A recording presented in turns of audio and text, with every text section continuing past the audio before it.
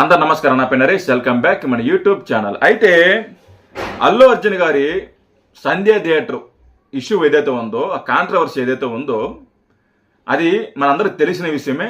దాని గురించి మనం పలు సందర్భాల్లో మాట్లాడుకోవడం జరిగింది.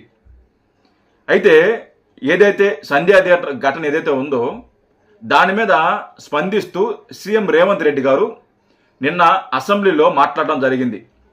ఆ రోజు సంధ్య థియేటర్లో ఏం జరిగింది, అల్లు అర్జున్ గారు ఏ టైంకి వచ్చారు, ఏ టైంకి బయటికి పోయారు, తొక్కిసలాట ఎలా జరిగింది అనేది రేవంత్ రెడ్డి గారు ఒక వర్షన్ చెప్పారు. రేవంత్ రెడ్డి గారు మాట్లాడిన తర్వాత అల్లు అర్జున్ గారు ప్రెస్ మీట్ పెట్టి రేవంత్ గారు మాట్లాడిన వ్యాఖ్యలని ఖండిస్తూ ఆయన సమర్థించుకునే ప్రయత్నం చేశారు అల్లు అర్జున్ గారు. ఇక్కడేమో రేవంత్ రెడ్డి గారేమో మేము పర్మిషన్ ఇవ్వలేదు, ఆయనకి పర్మిషన్ అడిగారు, మేము ఇవ్వలేదు, కుదరదు అని చెప్పాము. ఎందుకంటే అక్కడ జనాలు ఉన్నారు, ఆడియన్స్ ఉన్నారు, మీరు వెళితే అక్కడ లా అండ్ ఆర్డర్ ప్రాబ్లం వస్తుంది, మీరు వెళ్ళకూడదు అని మేము ముందే హెచ్చరించాము. అయినా కానీ మా మాట ఖాతరు చేయకుండా అల్లు అర్జున్ గారు వెళ్ళారు. సరే, వెళ్ళిపోయి సినిమా చూస్తే పర్లేదు, కానీ ఆయన ర్యాలీగా బయలుదేరి టాప్ మీదకి ఎక్కుతూ చేయి లోపుతూ అభివాదం చేస్తూ అందరినీ జనాలను గుమ్మికూడే విధంగా, ఆయన రెచ్చగొట్టే విధంగా ఆయన ప్రయత్నించారు. ఆ ఒక్కసారిగా ఆ జనాలందరూ రావడంతో తొక్కిసలాట జరిగింది. ఆ తొక్కిసలాటలో ఒక మహిళ చనిపోయింది, ఒక బిడ్డ హాస్పిటల్ పాలయ్యాడు. అయినా కానీ అతనికి ఏమి తెలియనట్టు పోయి సినిమా చూడటం జరిగింది. అతని దగ్గరికి మేము వెళ్ళటానికి, అతని దగ్గరికి ఇలా జరిగింది, తొక్కిసలాటలో ఒక మహిళ చనిపోయింది చెప్పడానికి మేము ప్రయత్నిస్తున్నాం, పోలీసులు ప్రయత్నిస్తున్నా కానీ ఎవరైతే అల్లు అర్జున్కి సంబంధించిన బాడీ గార్డ్స్ ఉన్నారో వాళ్ళ దగ్గరకు కూడా వెళ్ళనీలేదు. పోలీసులను అడ్డుకున్నారు, పోలీసులను వెళ్ళనీలేదు. పై అధికారులు రావడంతో వాళ్ళు ఎలాగలా కన్విన్స్ చేసి అల్లు అర్జున్ దగ్గరికి వెళ్ళి అక్కడ విషయం జరిగిన ఏదైతే తొక్కిసలాడుందో అది వివరించడం జరిగింది. వివరించడం జరిగిన తర్వాత కూడా అల్లు అర్జున్ గారు సరిగా స్పందించలేదు, దురుసుగా ప్రవర్తించారు పోలీసులతోటి. ఇంకా తప్పనిసరిగా మీరు కానీ ఇక్కడి నుంచి వెళ్ళిపోతే మిమ్మల్ని అరెస్ట్ చేస్తాము, మిమ్మల్ని లోపల వేయాల్సి ఉంటుంది అని పోలీసులు చెప్పడంతో ఆయన వెళ్ళిపోవడం జరిగింది అని రేవంత్ రెడ్డి గారు ఒక వర్షన్ చెప్పారు. అయితే అల్లు అర్జున్ గారు ఒక వర్షన్ చెప్పారు. ఏదైతే రేవంత్ రెడ్డి గారు చెప్పిన వ్యాఖ్యలు ఏతున్నాయో అన్ని కూడా అవాస్తవం, అబద్ధాలు. నా దగ్గరికి ఎవరు రాలేదు, నాకు పోలీసులు నా దగ్గరికి ఎవరు రాలేదు, నాకు ఇలా తొక్కిసలాట జరిగింది, ఒక మహిళ చనిపోయిందని నాకు ఎవరు చెప్పలేదు, నాకు ఆ రోజు ఆ విషయం తెలియదు, నాకు మరుసటి రోజు తెలిసింది ఇలా జరిగింది, ఒక మహిళ చనిపోయింది, ఒక చిన్న బిడ్డ హాస్పిటల్ పాలయ్యాడు అని నాకు మరుసటి రోజు తెలిసింది, నాకు ఆ రోజు తెలియదు. ఇది కేవలం నాకున్న పేరుని డ్యామేజ్ చేయడానికి, నా మీద కక్షతోనే ఇలా మాట్లాడుతున్నారు, ఇలా చేస్తున్నారు, నా క్యారెక్టర్ని దెబ్బతీస్తున్నారు అనే అల్లు అర్జున్ గారు ఒక వర్షన్ చెప్పడం జరిగింది. అసలుకి అల్లు అర్జున్ గారు చెప్పింది కరెక్టా లేదా రేవంత్ రెడ్డి గారు చెప్పింది కరెక్టా, ఎవరు చెప్పింది కరెక్ట్, ఏది నిజం అనేది చాలా మందికి కన్ఫ్యూజన్. నాకు తెలిసినంత వరకు, నేను అబ్జర్వ్ చేసినంత వరకు అల్లు అర్జున్ గారి ప్రెస్ మీట్ నేను చూసా, పూర్తిగా చూసా. నేను చూసిన కాడికి, నాకు అర్థమైన కాడికి అల్లు అర్జున్ గారు అబద్ధం చెబుతున్నాడు, పచ్చి అబద్ధాలు చెబుతున్నాడు అని నాకైతే ఖచ్చితంగా అనిపించింది.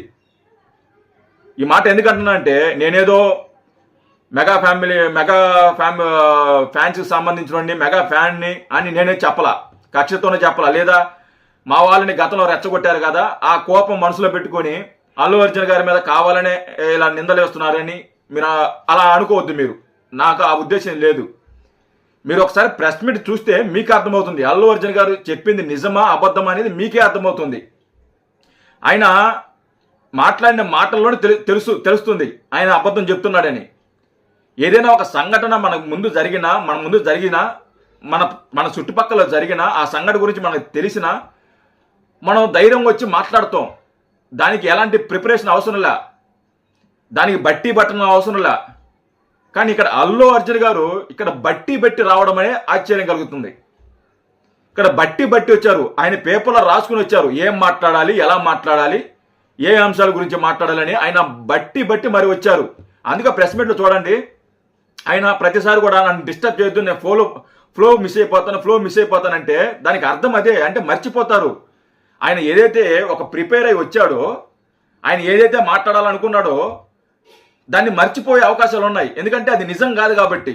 అదే నిజమైతే ఎవరు ఎన్ని క్వశ్చన్లు వేసినా, ఎవరు ఎన్ని డిస్టర్బ్ చేసినా మనం దాని నుంచి డైవర్ట్ అవ్వలేము. మనం కరెక్ట్గా మాట్లాడతాం. ఎన్ని క్వశ్చన్లు వేసినా కానీ మళ్ళీ మధ్యలో కూడా మాట్లాడమన్నా కానీ మనం సేమ్ ఆన్సర్ చెప్తాం. ఎందుకంటే మనకు తెలుసు కాబట్టి, మనం చూసాం కాబట్టి. కానీ ఈ ప్రెస్ మీట్లో మాత్రం అల్లు అర్జున్ గారు మాత్రం అలా మాట్లాడాల. ఆయన ఫ్లో మిస్ అయ్యాడు, చాలాసార్లు తడబడ్డాడు, చాలాసార్లు పక్కన ఉన్న వాళ్ళని అడిగారు, నేను ఎక్కడ దాకా మాట్లాడాను, ఏం మాట్లాడాను అని చెప్పి అడగడం జరిగింది. ఇవన్నీ కూడా మన గతంలో ఒక నాయకుడు మాట్లాడేవాడు. ఏదైతే స్క్రిప్ట్ తీసుకొని మాట్లాడతామో, నేను ఫ్లోలో ఉన్నాను, నన్ను క్వశ్చన్లు అడగద్దు, నేను మర్చిపోతానని, అది బట్టి పడతారనమాట ఆ నాయకుడు. వైసీపీకి సంబంధించిన ఒక అధినేత, మనందరూ తెలిసిన విషయమే. ఆయన పేపర్ లేనిదే రాడు బయటికి, పేపర్ ఉంటేనే బయటకు వస్తాడు ఆయన. కాబట్టి అల్లు అర్జున్ గారు కొంచెం ఆలోచించి ఆ ప్రెస్ మీట్ పూర్తిగా మీరు అబ్జర్వ్ చేస్తే అల్లు అర్జున్ చెప్పింది అన్ని కూడా అబద్ధాలు. ఆయనకి అక్కడ జరిగిన సంఘటన తెలుసు. సంఘటన తెలియటంలోనే అక్కడి నుంచి ఆయన వెళ్ళిపోవడం జరిగింది. ఆయనకి అక్కడ తెలియకపోతే ఆయన అక్కడే ఉండేవాడు. పోలీసులు వాళ్ళ దగ్గరికి రాకపోతే, పోలీసులు చెప్పకపోతే ఆయన ఎందుకు వెళ్తాడు? ఆయన వెళ్ళడు కదా. డెఫినెట్గా ఇది అల్లు అర్జున్ గారికి తెలుసు. కాకపోతే ఇక్కడ సమర్థించుకోవాలి, వాళ్ళు ఒక మాట మాట్లాడారు కాబట్టి మనం కూడా ఏదో ఒకటి సమర్థించుకోవాలి అనే ఉద్దేశంతోనే మాట్లాడినట్టు నాకైతే అనిపిస్తుంది. మీ చూసినా కూడా మీకు కూడా అదే అర్థమవుతుంది. ఇవన్నీ అది ఎంతవరకు నిజమో ఎంతవరకు అబద్ధమో మీరు నమ్ముతారో నమ్మరు మీ ఇష్టం. కానీ నేనైతే అది నిజమైన నమ్ముతున్నా. అల్లు అర్జున్ గారు అబద్ధం చెప్తున్నారు, నేనైతే నమ్ముతున్నా. ఇవన్నీ పరిణామాలు చూస్తుంటే నాకు కొన్ని అంశాలు గుర్తొస్తున్నాయి. కొన్ని అంశాలు అంటే మెగా ఫ్యామిలీకి సంబంధించి కొన్ని అంశాలు గుర్తొస్తున్నాయి. ఎవరైతే మెగా ఫ్యామిలీని టార్గెట్ చేసి మెగా ఫ్యామిలీని బదనం చేయాలి, అవమానించాలని ఎవరైతే భావిస్తున్నారో వాళ్ళందరూ కూడా చాలా డ్యామేజ్ అవుతున్నారు, చాలా ఇబ్బందులు పడుతున్నారు, చాలా చెడ్డ పేరు వస్తుంది. మెగా హీరోల్ని అవమానించిన ప్రతి ఒక్కరు కూడా మనం చూసుకుంటే మోహన్ బాబు గారి దగ్గర నుంచి చిరంజీవి గారిని ఏ విధంగా అవమానించారు మనకు తెలిసిన విషయమే. ఇప్పుడు ఏ దాకా వచ్చింది? ఇంకా చాలామంది పవన్ కళ్యాణ్ గారిని విమర్శించిన వాళ్ళు, వైసీపీలో ఉన్న మాజీ మంత్రులు, రోజా కానీ, జబర్దస్త్ రోజా, గబ్బు రోజా కానీ, గుడిసేటి అమర్నాథ్ కానీ, అరగంట ఆంబోతు రాంబాబు కానీ, చాలామంది ఎంతమంది అవమానించారు. ఈరోజు వాళ్ళ పరిస్థితి ఏంది? కత్తి మహేష్ పరిస్థితి ఏంది? శ్రీరెడ్డి పరిస్థితి ఏంది? జబర్దస్త్ రోజా, గబ్బు రోజా పరిస్థితి ఏంది? మోహన్ బాబు పరిస్థితి ఏంది? ఆ ప్రొడ్యూసర్ భరద్వాజ్ అని ఒక ఆయన ఉన్నాడు, ఆయన పరిస్థితి ఏంది? ఎంతోమంది మెగా ఫ్యామిలీని, మెగా హీరోల్ని అవమానించిన ప్రతి ఒక్కరు కూడా ఇలాగే జరుగుతుంది. ఈరోజు అల్లు అర్జున్ కూడా సేమ్ అదే జరిగింది. ఏ విధంగా అవమానించారు, ఏ విధంగా మెగా ఫ్యామిలీని, మెగా అభిమానులు ఏ విధంగా రెచ్చగొట్టారు, ఏ విధంగా అవమానించారు. ఈరోజున అల్లు అర్జున్ పరిస్థితి ఏమైంది? ఇక్కడ ఎవరైనా కానీ తప్పు చేయని వాడిని ఎప్పుడైనా మనం విమర్శిస్తే దానికి బాధ్యత వహించాలి. మనం దానికి గురవుతాం, మనం ఆ నేచర్ గురవుతాం. మనం ఖచ్చితంగా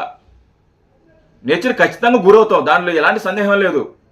నేచర్ కూడా మంచివారి పక్కన పోరాడుతుంది. ఇద్దరు మనుషులు కొట్టుకుంటున్నారు అనుకో, ఒక వ్యక్తి ఈయన్ని తిట్టాడు, ఫస్ట్ ఈడే తిట్టాడు, తిరిగి నన్ను తిడతామని వీడు తిట్టాడు, ఈడిది కొట్టాడు, వాడు కొట్టాడు. తప్పు ఫస్ట్ తిట్టిన వాడిదైనా కానీ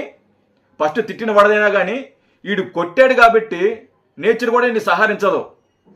నేచర్ కూడా అంటుందంట, నువ్వు వాడు తప్పు ఉంది కాదన్నో, వాడు నిన్ను తిట్టాడు, నువ్వు వాడిని తిట్టావు కదా, ఇద్దరు సరిపోయింది. నువ్వు వాడిని కొట్టావు, వాడు నిన్ను కొట్టాడు, ఇద్దరు సరిపోయింది. దీంట్లో నేనేం చేసావుని, వాడి పక్క తప్పున్నా కానీ, వాడిదే తప్పు అయినా కానీ నువ్వు తిట్టావు కాబట్టి దీంట్లో నేనేం చేయలేను, మీరు తిట్టుకున్నారు కాబట్టి అది సర్దిపోయింది, నేనేం చేయలేను అంటుందంట నేచరు. అదే వాడు నిన్ను తిట్టినా కొట్టినా నువ్వు సైలెంట్గా వెళ్ళిపోయి ఉంటే నీ పక్కన నేను పోరాడతాను కదా, నీ పక్కన నీకు నేను అండగా నిలబడతాను కదా అని నేచర్ చెప్తుందంట. నేచర్ కానీ, దేవుడు కానీ, ఎవరైనా కానీ మంచి వాళ్ళ పక్కన నేచర్ దేవుడు పోరాడతారు. మనల్ని తిట్టినప్పుడు అవమానపడి మన సైలెంట్కి వెళ్ళిపోయామనుకో, మన పక్కన దేవుడు నేచర్ పోరాడతారు, ఖచ్చితంగా పోరాడతారు. వాడు తిట్టాడు మనం తిట్టామంటే మనం తిట్టుకుంటే సరిపోయింది, మీరు తిట్టుకోండి, ఇంకా నేనెందుకు మధ్యలో అంటారనమాట నేచరు. అలా మెగా కుటుంబం ఎవరి జోలికి పోదు. వాళ్ళు ఎవరు నాశనం అయిపోవాలి, వాళ్ళని ఎవరినైనా అవమానించాలని ఎవరు అనుకోరు వాళ్ళు. అందుకే చూడండి, వాళ్ళని ఎవరైనా అవమానించిన వాళ్ళు ప్రతి ఒక్కరు కూడా ఈరోజు పరిస్థితి ఎలా అవుతుందంటే మన కళ్ళ ముందులో చూస్తున్నాం ఎంతమంది అనేది. ఒక మనిషిని మనం విమర్శించేటప్పుడు, తిట్టేటప్పుడు అవతల వ్యక్తి ఎలాంటి వ్యక్తి తెలుసుకొని మాట్లాడితే బాగుంటుంది. అల్లు అర్జున్ గారు సేమ్ అదే విషయం జరిగింది, అవమానించారు, ఈరోజు అనుభవిస్తున్నారు, దాంట్లో ఎలాంటి సందేహం లేదు. అల్లు అర్జున్ గారు నిన్న ప్రెస్ మీట్లో మాట్లాడింది గ్యారెంటీగా 100% తప్పే మాట్లాడారు అల్లు అర్జున్ గారు. జై హింద్.